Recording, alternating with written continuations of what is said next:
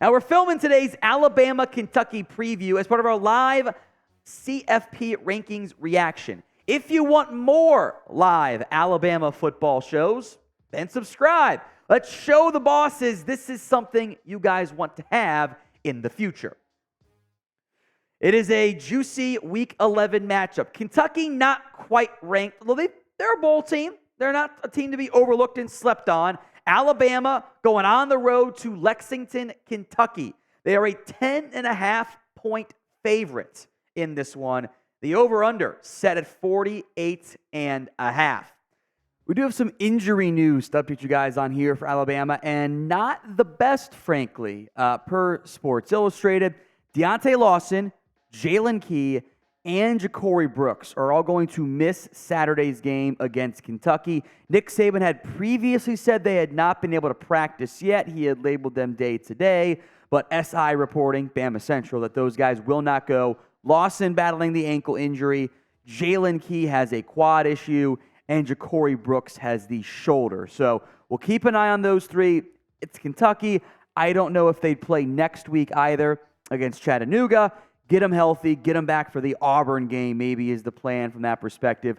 With Jaylen Key out, keep an eye on Christian Story, Trey Amos playing a little bit more. Linebacker, you'll see Tresman Marshall, Jihad Campbell. Wide receiver room, you've got like 8 guys that could step in and play, so you should be okay there. Seems like still more day-to-day for DeVonta Smith. Still maybe a bit early for him fully being back for Alabama. Devin Leary, the former NC State transfer, left last game in the third quarter with both a shoulder and an eye issue, which is a very unusual combination there. But basically, Leary couldn't read the wristband, which is not something you see often. Now, head coach Mark Stoops says he can read it now, so as long as the shoulder's fine, you would figure he'll be playing against Alabama, which certainly is something to monitor here, by the way. So are you worried about any of the Alabama injuries? Maybe the Lawson or Key one. I think you have enough receivers to have to be okay there. Are you worried? Y for yes, N for no. Go vote for me in the comments section right now if you're worried about the Alabama football injuries. Kentucky's first 5 games of the year were Ball State, win. Eastern Kentucky, win. Akron, win. Vanderbilt, win. Florida, win. Those first 4 teams suck. Florida is their best win. They also haven't played anyone of note. The schedule was easier this year. A blowout loss at the hands of Georgia, a loss against Missouri, a close loss against Tennessee, and then a win over the Bulldogs of Mississippi State. You know, beating a bunch of... They've won the games they've supposed to win and lost the ones they weren't supposed to win so far this year. That's 7 wins, maybe 8-win football team this year. So score prediction time. We'll get to producer Chris at the end of today's show. Predict the score to Alabama against Kentucky. I assume everyone's picking Alabama, but it's the pinned comment on today's video. If the ad comes here on YouTube, take advantage of it. Head down there. Let me know your score predictions to Alabama against Kentucky. Key to victory number 1, start fast. This is a team that you want to take an early lead on to mitigate some of their best pieces we'll get to later on in today's show. Bama's got 1 opening drive touchdown this season, the first one against Middle Tennessee State University, which, by the way, does that actually count? Like it's MTSU. That's not exactly a yes, we have Middle Tennessee. That's a huge factor in why we're able to do so good. Remember, even against LSU, 6 plays and a punt. They have been notoriously slow starters, especially in early games, which I get your college kids, but you should be able to wake up for those. You can't get behind and struggle early every game and expect to rally.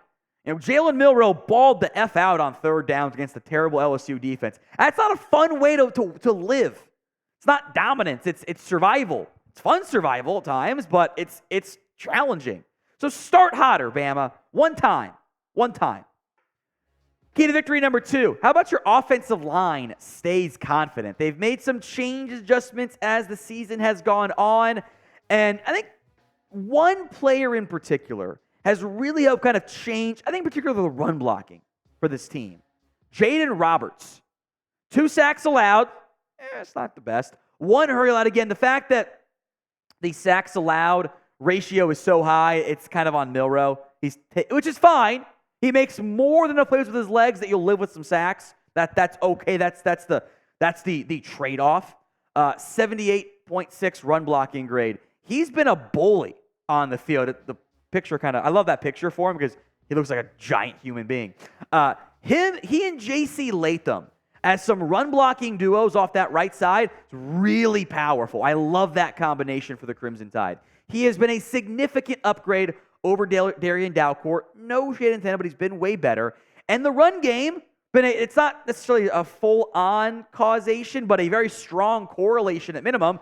Run game's gotten better as Jaeden Roberts has gotten better. I like that sign. The chemistry seems better as well. It's a different spot. We'll get to Caden Proctor in a moment, but he's played better as well. So more O-line convo coming. But first, today's show is made possible by Prize Picks. It is the easiest and most exciting way to play daily fantasy sports. It's just you against the numbers. Instead of battling thousands of other players, the pros, the sharks, you pick more than or less than on 2 to 6 player stat projections and watch the winnings roll in.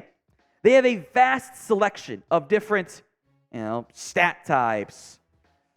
Sports you can bet. You can bet on esports, basketball. You can mix and match NFL and NBA, which of course I'm sure is very popular. You can do some, LeBron James or maybe some Trae Young action.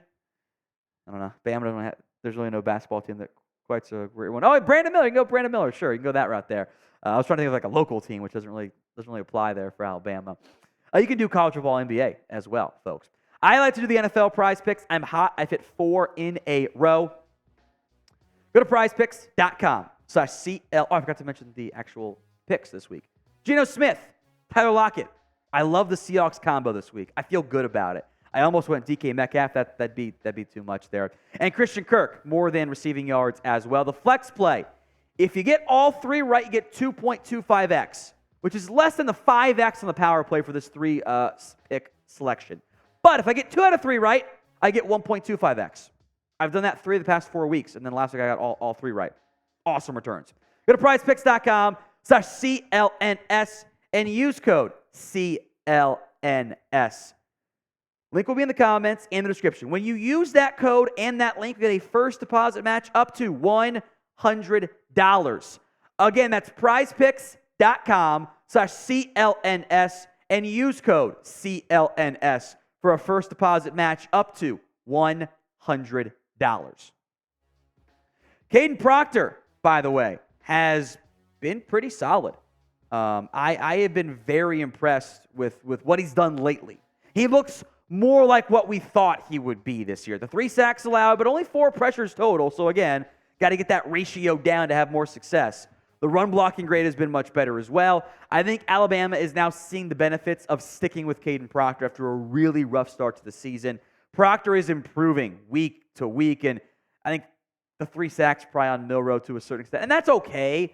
Some people act like sacks turnovers are the worst thing ever. They're not great. But if you're making plays, I will never get caught up in the 5% that's maybe not great from your quarterback when, he's out there dominating LSU. I'm not going to get too upset about that.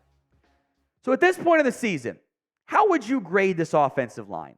A, B, C, D, or F? Get those answers in for me in the comments section. Number 3, you have to build on last week. Alternative way of saying it, fight any complacency. Do not eat the rat poison, as Nick Saban likes to say. Fair or not, style points still matter in college football, as we saw with Washington's ranking in the CFP. Style points matter. I am excited to see what Jalen Milroe does this week. Maybe they don't ask him to run as much to help preserve his body in a game they should win, but he was 15 of 23, absolutely dealing on third downs. More on that in a moment. 219 passing yards, 155 on the ground, 4 TDs. He was electric. This was Jalen Hurts versions of Alabama quarterbacks, not just, Blake Sims like I thought you might get this year. Alabama was 11 of 14 on third downs, mainly because Jalen Milroe was dealing. Now, look, LSU's defense is bad. It's probably like the second worst defense you'll play. Or third worst. Middle Tennessee, Chattanooga, LSU. It's a bad defense, folks. Milroe completed multiple third and longs. He was getting big chunk plays, having success, using his legs. By far, the best we've ever seen Jaylen Milroe look in a football game. He was fantastic against the Tigers. Let's hope that continues moving forward. Now, if you want to clinch the SEC West this week with a win over Kentucky or a loss by Ole Miss, which you kind of want them to win anyway, like the video right now if you want to clinch the SEC West this week. Key to victory number 4. Got to stop Ray Davis. This is Kentucky's best player. I have been very impressed with Ray Davis so far this season. 148 carries, 903 yards. It's really impressive, 6.1 yards per carry, by the way. 19 catches, 227 yards. He's actually the rare 3-time transfer. Began his career, or sorry, 2-time transfer, my bad. Began his career at Temple, went to Vanderbilt, ran for 1,000 yards last year, by the way, for Vandy, and then goes, I'm going to go to Kentucky for my final year. 14 touchdowns. Dude has been a baller this year. Already has a career high in average, about to surpass his career high rushing yards on a fraction of the carries, and more touchdowns than his college career ever. Already surpasses receiving yard numbers, touchdowns. Like, he's got 14 scores. Dude's been electric this season. The good news is Bama's run defense is pretty good. 3.5 yards per carry. This is a great ground game, great runner, meeting a great run defense. So your big hog mollies up front, Keem Otis, Tim Keenan, etc. Those guys got to stand strong. Linebackers got to read, react, and flow properly. Should be a fantastic battle. If you stop Ray Davis, if he does not, that's Kentucky's best chances for Davis to go off. If you stop him, you're going to win this football game. What is your confidence level in Bama beating Kentucky? Scale it for me from 1 to 10. 1 on the low end, 10 on the high end. Final key to victory, finish strong. We're cheating a little bit here by going, if you start fast and finish strong, you're going to win. But it is true, and the reason we put it on here is because of what's happened of late. The past 2 weeks, they've outscored opponents 48-7 in the second half of football games. 48-7. It's been electric results. Do that to LSU and Tennessee is very impressive. They shut down Tennessee. They shut down LSU. Both those teams are better than Kentucky, so it should be a win for Alabama. That is why producer Chris, man, you are all in this week. 41-13 score prediction from producer Chris. I'll go like 31-13.